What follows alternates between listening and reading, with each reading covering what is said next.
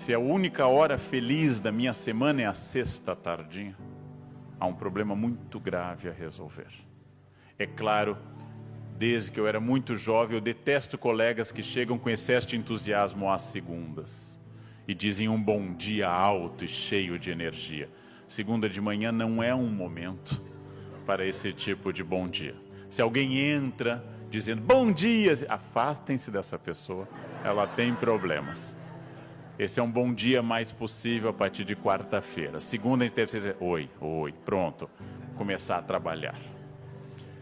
Tal como os senhores, eu também fico cansado, mas aprendi há alguns anos que uma das chaves da felicidade do trabalho é viver o momento que eu estou. Aprendi há alguns anos que quando eu entro num ambiente como esse, eu estou nele. E não estou pensando que hoje à tarde eu tenho um voo até o Rio, e de lá vão me pegar de carro, atravessar a ponte e ir até o hotel em Niterói. E de lá, após a palestra, eu pego um outro carro para ir até o Leblon, onde estarei para a próxima palestra. E de lá eu tenho que sair correndo, porque eu tenho que gravar um Jornal da Cultura. Se eu começar assim, eu vou conseguir de forma fabulosa tornar este momento um momento ansioso e o próximo também. E só serei libertado deste círculo pela morte. Então, onde eu estou, eu estou. Escrevi um texto para o Estadão, que ainda não saiu, sobre presentes, vai sair só em outubro, dizendo que hoje um dos presentes mais importantes que eu posso dar a alguém é estar com essa pessoa. Por exemplo, ofertar a alguém um jantar no qual eu não leve o celular e preste atenção o tempo todo durante o jantar. Um desafio fabuloso, dar-se, viver o tempo. Meu colega Clóvis de Barros Filho, um grande professor, um grande pensador, com quem tive o privilégio de escrever um livro que faz bastante sucesso nesse momento, Felicidade ou Morte, contou a história no lançamento do livro, e eu copio dele essa história, não é minha, a ética manda dar o autor. O professor Clóvis contou a história, como ele percebeu uma coisa. E quando ele estava, na sua época, no ensino primário, disseram para ele que o ginásio era legal. No ginásio disseram que não, era o colégio. Lá é que as coisas aconteceriam. Assim que ele entrou no colégio, começaram a falar de vestibular e que a faculdade seria o momento dele encontrar a sua carreira. Felicidade é só depois, na faculdade.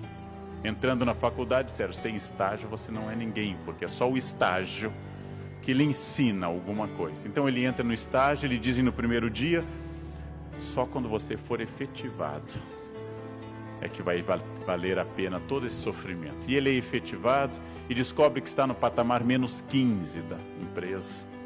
E tem um patamar 50 lá em cima, e que se ele perseguir metas que serão dobradas cada vez que ele as alcançar, se ele seguir essa cenourinha diariamente e trabalhar como um condenado, ele chegará lá em cima, naquele lugar, naquela sala. E quando ele chegar lá, já perto do fim da vida, dirão a ele, pode ir para casa, agora vai começar a parte boa da sua vida, a aposentadoria. E ele se aposenta. E ao se aposentar, sente a morte se aproximando, sente-se doente, chama um padre, e o padre o consola, não se preocupe. Quando o professor Clóvis contou essa história com mais habilidade para uma plateia, ele queria dizer exatamente que a felicidade tem que ser agora.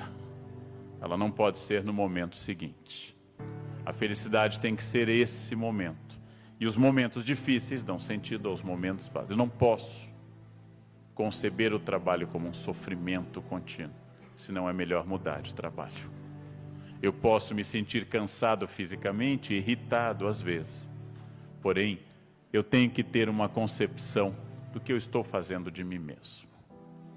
Para administrar pessoas, para viver no ambiente de trabalho, para ser alguém, eu tenho que fazer essa pergunta: o que é que nós estamos de fato fazendo de nós mesmos?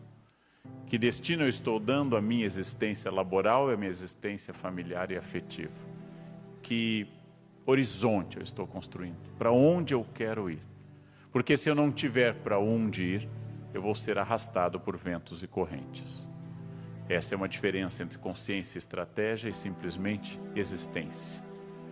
O que não muda nunca, o que não mudava em 1951, quando Getúlio Vargas assumiu a presidência, o que não muda em 1851, um ano após a lei Eusébio de Queiroz, o que não muda nunca. Em primeiro lugar, a partir do autor Francis Bacon, em inglês, do século XVI para o XVII, a frase e a ideia: conhecimento é poder. Conhecimento dirige o mundo sempre. Conhecimento de tudo. Conhecimento é poder. Francis Bacon lançou essa ideia no seu livro Novum Organum e ela é fundamental para nós. O que eu sei se torna um empoderamento da minha existência. Excluir, por exemplo, populações pobres de uma educação efetiva, excluir mulheres da escolaridade, foi uma estratégia de controle. Sempre foi uma estratégia de controle, porque o conhecimento é poder. Os judeus têm uma noção que eu acho admirável, de que alguém é adulto. Um rapaz judeu se torna aos 13 anos adulto quando ele sabe ler a Torá e ler para a comunidade. E ao ler, ele ganha o estatuto de adulto. Os judeus foram o primeiro grupo humano a superar o analfabetismo. Porque os judeus entenderam que povo perseguido historicamente, indo de um lugar para outro, eu só levo uma coisa: o conhecimento. Conhecimento é poder. Educação é poder. Educação liberta. A boa educação liberta. Sempre com a advertência de Paulo Freire: quando a educação não é libertadora, o sonho do oprimido é se tornar opressor. Educação é libertadora. Tudo o que eu sei é uma habilidade que eu terei para existir. Isso nunca mudou. Pode desaparecer o caderno, a caneta tinteiro, a caneta esferográfica, o lápis, pode desaparecer o tablet, podem implantar chips nas pessoas e continuamos com esse princípio: conhecimento é poder. O suporte do livro pode ser papel, pergaminho, pode ser o tablet, pode ser um e-reader, o que for. Mas o ato de ler transmite conhecimento. Conhecimento é poder. Dados não significam conhecimento e essa confusão é muito forte hoje entre as pessoas. A internet multiplica dados, não conhecimento. O fato de eu ter todas as poesias do mundo na internet, na rede, não significa que as pessoas viraram bons poetas. O fato de eu ter todas as músicas que a humanidade já fez disponíveis, não me torna um músico. Ser um médico, ser um professor ou ser um cozinheiro, ser uma cozinheira, continua significando anos de treino, anos de prática. E atrás de uma cozinheira habilidosa, existem centenas de dedos cortados e mãos queimadas e coisas que não deram certo. Atrás de uma bordadeira, atrás de um filósofo, atrás de uma bailarina, existe um esforço muito grande. A internet possibilitou o acesso aos dados, jamais possibilitou que isso substituísse o esforço. Está na rede, tudo está na rede. Mas nós continuamos precisando de muitos anos para formar um profissional bom. Isso nunca vai mudar. Isso nunca vai mudar entre nós. O que não muda também, a atualização. Continua sendo um imperativo profissional na gestão de pessoas. Atualização. Hoje eu preciso estar atualizado mais do que nunca. Porque cada vez mais aumenta a velocidade dos fatos. Preciso de atualização. Qual foi o último livro que eu li na minha área? Qual foi o último congresso que eu participei antes desse? Qual foi o último debate ou palestra? Qual foi a última vez que eu me dediquei a estudar algo da minha área? Voltamos à ideia da zona de conforto e administrar o tempo. Lembrando que o inimigo mortal do tempo está, nesse momento, no meu bolso e da maioria dos senhores, chama-se celular, rede social. O tempo que se perde vendo fotos que serão esquecidas, as fotos, em 30 segundos. O tempo que se perde fazendo comentário, gostei, kkkk, curti, isso, uau, uau, uau, uau, ahá, e expressando coisas assim, é um tempo que eu poderia estar estudando inglês. De novo, a internet é muito boa, a rede social facilita muito, porém, administrar o tempo. Me perguntam por todo o país e pela minha fanpage, como é que você faz para ler tanto? Eu tenho uma fórmula mágica, secreta, única, descoberta em anos de pesquisa no exterior. Eu sento, abro o livro e leio. É uma coisa muito complexa. preciso de óculos, preciso de muita luz. Eu sento, abro o livro e leio. Como é que eu faço para ler? Tente, sente, abra o livro e leia. Leia a quantidade de páginas que você consegue, sentindo declinar a atenção, levanta, lava o rosto, toma um café, toma um chá, respira e volta. Quanto tempo eu devo ler? É como perguntar quanto tempo eu posso correr. Depende, se eu sou o Bolt ou Leandro Carnal. Quanto tempo eu posso correr? Quanto tempo eu devo nadar? Depende quem eu seja. Ou seja, quanto tempo eu posso ler? O treino vai fazê-lo ler cada vez mais. Sem treino, você vai ler pouco. Como é que você consegue acordar tão cedo, Leandro? Essa é mais complexa ainda. Toca o celular. Todos os dias às 4 da manhã. Eu ponho um pé para fora, ponho o outro, vejo se não estou tonto. Depois de 50, isso é importante. Levanto, vou ao banheiro e vou para a academia, né? Mas eu não consigo fazer. Então morra, né? Não pergunta, né? Morra simplesmente. Faça do jeito que você quiser. Não pergunta para ninguém e morra. Pronto. Administrar o tempo é uma opção. Administrar o tempo. Vocês sabem que a maioria das pessoas tem uma certa depressão domingo à noite por 2 equívocos. É o momento, segundo o meu médico, de maior quantidade de ataques cardíacos no Brasil. Domingo à noite, segunda de manhã. O primeiro equívoco é a sua concepção de trabalho. Pode estar errada. O segundo equívoco diz respeito a não ter feito o que eu queria ter feito no domingo, ter perdido tempo zapeando na televisão, ou ficado tempo demais num almoço em família que eu já não gosto mais tanto. E aí chega o domingo à noite, dá a sensação que eu estou perdendo a minha vida. Está passando o tempo. Eu posso mudar isso.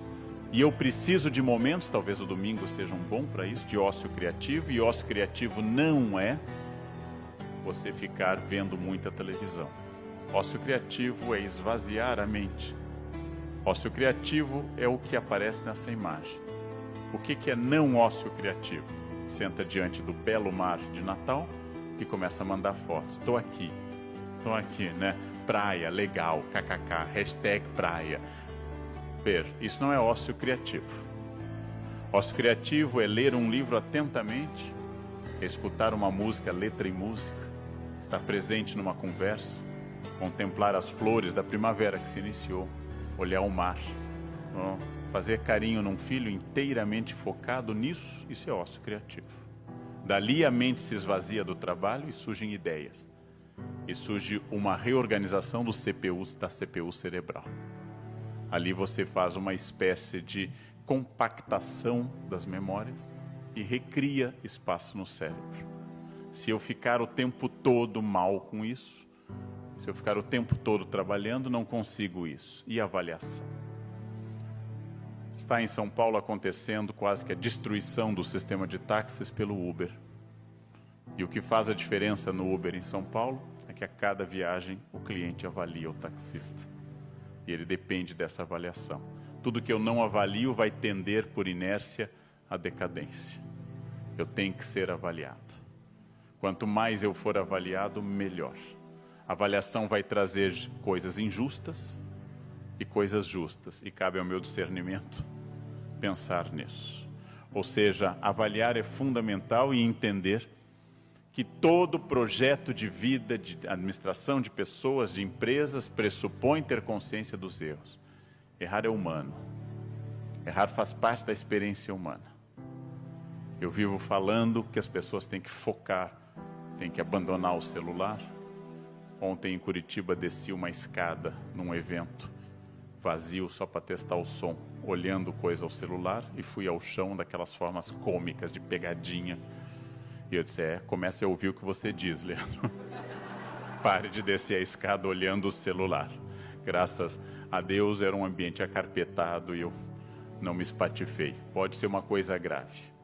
As pessoas estão perdendo a vida no trânsito para poder mandar mensagem no WhatsApp. Ou seja, o celular está mais importante que a vida. Os erros que eu cometi são fundamentais. Cada erro que eu cometi, cada aprendizado que eu tive é fundamental.